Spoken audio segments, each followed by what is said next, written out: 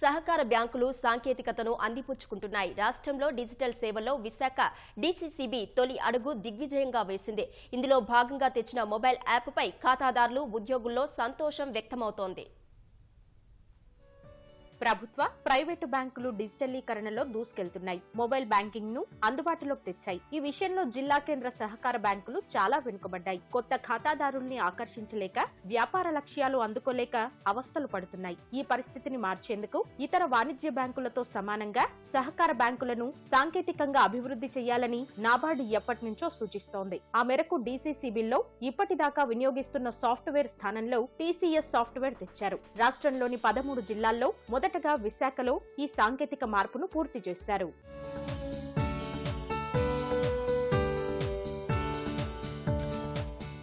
Visakha DCCB పరిధిలో mobile app ను అందుబాటులోకి తెచ్చారు. నెఫ్ట్, ఆర్టీజీఎస్ లావాదేవీలతో పాటు రుణాలు పొందడం, వాయిదాల చెల్లింపులను ఇంటి నుంచే చేసుకునే వెసులుబాటు కల్పించారు. పొదుపు మహిళా సంఘాలు మొబైల్ యాప్ పై సంతృప్తి వ్యక్తం చేస్తున్నాయి. సిబ్బంది కూడా హర్షం వ్యక్తం చేస్తున్నారు. ఈ కంప్యూటరైజ్డ్ అంత అప్గ్రేషన్ జరగడం వల్ల మాకు అన్ని విధాలుగా కంఫర్ట్గా ఉంది. మేము త్రూ ఆన్లైన్ చేస్తున్నాము. అంటే మొబైల్ యాప్ ద్వారా మేమేమో అకౌంట్ డెబిట్ కానీ క్రెడిట్ కానీ చేయడంలో మాకు చాలా ఈజీగా ఉంది. అప్గ్రేషన్ జరగడం వల్ల మాకు ఇంట్లోనే త్రూ యాప్ ద్వారా మేము చేసుకుంటున్నాము. అది మాకు కంఫర్ట్గా అనిపిస్తుంది. ముందు ఆటోలు కట్టుకుని ట్రావెలింగ్కి ఇంత దూరం రావాలి, ఇక్కడ అరగంట టైం వేస్ట్ అయ్యేదండి. ఇప్పుడు అలా కాకుండా ఇంటి ద్వారాగా మేము ఆన్లైన్ పేమెంట్ చేసుకుంటున్నాము. అదేవిధంగా కొంతమంది అడుగుతున్నారండి, మాకు కూడా డీసీసీ బ్యాంక్కి మాకు గ్రూపులు పెట్టండి మేడం అని చేంజ్ చేయండి మేము అని అంటున్నారు.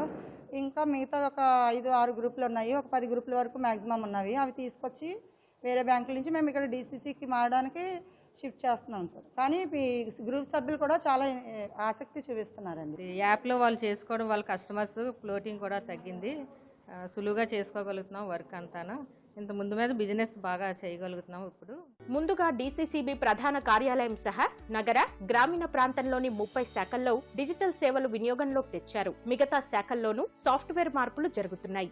ఈ ప్రాజెక్టులో తర్వాత భాగంగా ఏంటంటే ఈ జిల్లాలో ఉన్న 98 సహకార సంఘాలని కూడా మా డీసీసీబీతో అనుసంధానం చేసి రైతు అన్నతను ఏ కార్యకలాపం అయినా సరే బ్యాంకింగ్కి సంబంధించిన వాళ్ళ ఆర్థిక లావాదేవీలన్నీ కూడా వారి ఇంటి దగ్గర నుంచి, అంటే వాళ్ళ ఊర్లో ఉన్న సహకార సంఘంలో కూర్చొని చేసుకోవచ్చు.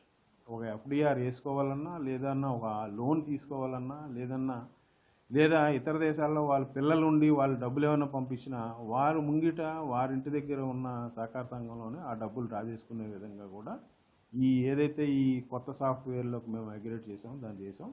మేము గర్వంగా చెప్పుకోదగింది ఏంటంటే రాష్ట్రంలో ప్రప్రథమంగా విశాఖపట్నం డీసీసీబీఏ టీసీఎస్ దాంట్లోకి మైగ్రేట్ అయ్యింది. విశాఖ జిల్లా కేంద్ర సహకార బ్యాంకు పరిధిలో ప్రస్తుతం 4,62,000 మంది ఖాతాదారులుండగా డిజిటల్ సేవలు అందుబాటులోకి రావడంతో ఈ ఏడాది ఖాతాదారుల సంఖ్య 6 లక్షలకు పెరుగుతుందని అంచనా వేస్తున్నారు. త్వరలో రాష్ట్రంలోని అన్ని సహకార బ్యాంకుల్లో డిజిటల్ సేవలు వినియోగంలోకి రానున్నాయి.